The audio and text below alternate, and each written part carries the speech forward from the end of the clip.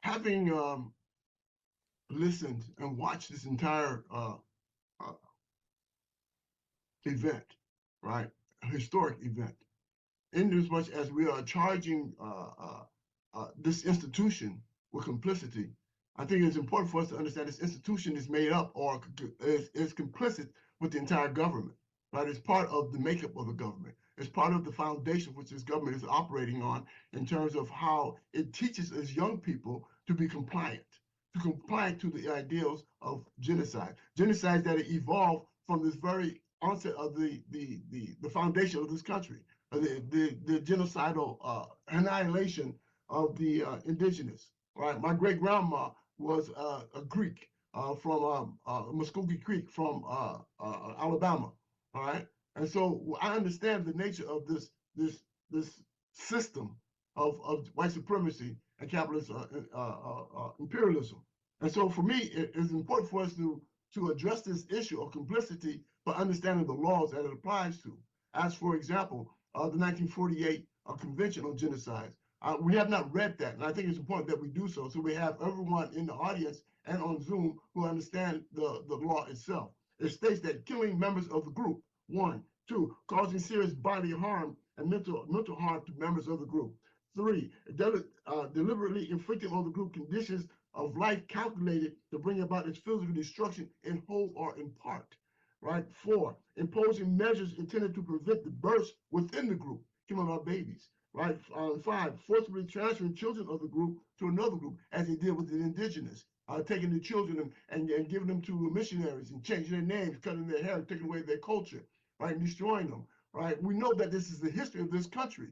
And so why are we surprised that they engage in these practices today? And these institutions of the country is also in compliance with this history of this country. We also know that the operations or the application of genocide is in fact criminal, right? That one can be charged with crime for engaging in this practice. It says that genocide is punishable. It says that the conspiracy to commit genocide is punishable. How are we going to punish these institutions who are compliant and who are complicit with this form of annihilating people? Three, directing public incitement to commit genocide is punishable. And the attempt to commit genocide is punishable. And complicity in genocide is also punishable. We also know that 18 USC 1091 is the United States treaty to the 1948 Convention on Genocide. So it is on the books. The United States is on the books to engage in genocide, yet they are doing so. So we got to figure out ways how to charge the United States, not only the institutions, but the entire United States for engaging in the process of genocide. 2021, 25th, 2021, the United States was found guilty of genocide against Black, Brown, Indigenous people in the International Tribunal. You can go to spiritofmandela.org and you can find the information pertaining to that international tribunal. We had international jurors find the United States guilty of genocide. Now, you know that if that had been done in China against the Uyghurs, the international world would have been up in charge, up in arms against China for doing it. Why not this corporate entity that we call the United States? Understand in terms of the fight that's going on in Gaza today and in Lebanon and parts of the Middle East is that they have an inherited right to fight for the liberation and independence according to international law.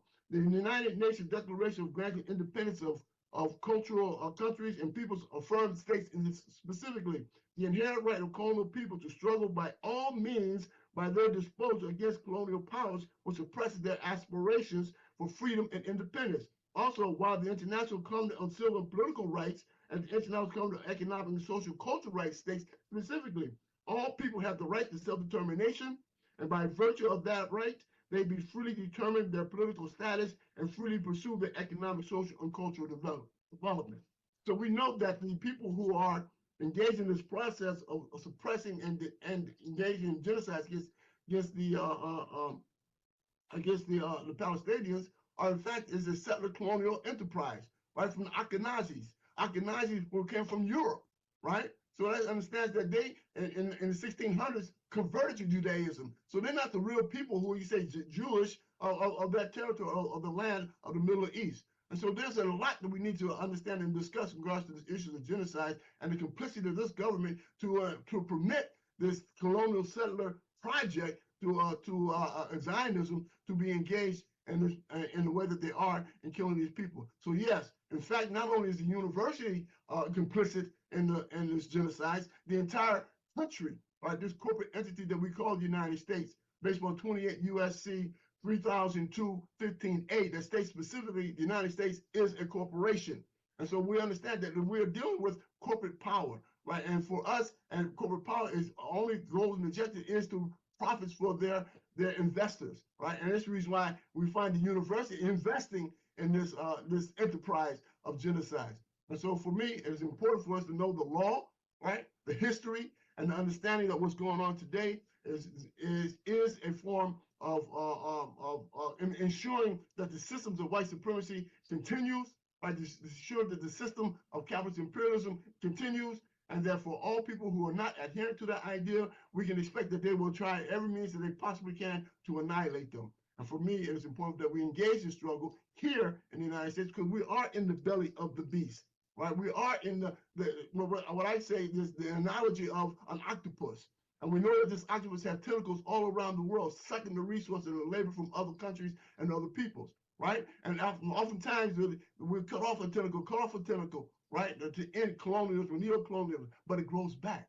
Why does it grow back? Because this empire, the head of the octopus, has not been dealt with. And that's us. That's our duty. That's our responsibility. So I'm grateful for what's happening here because we are training a new generation of young people to engage in struggle, to fight back, essentially, right? And ensure that the system of capitalist imperialism, the system of white supremacy, the system of genocidal annihilation of people of color comes to an end, right? We have to end the empire. And we also know that this empire is not destroyed from external forces, right? Empires are destroyed from internal forces, right? And that's what our duty is. That's our responsibility. And the world is waiting on us, all right? So, and I stated earlier that we will not free Palestine. The Palestine is freeing us because we remove the blinders, remove the shadow of what has been going on in this country and what's been going on around the world. And for us, it is imperative that we begin the process of organizing ourselves, especially with this new administration come in, to organize ourselves to fight back.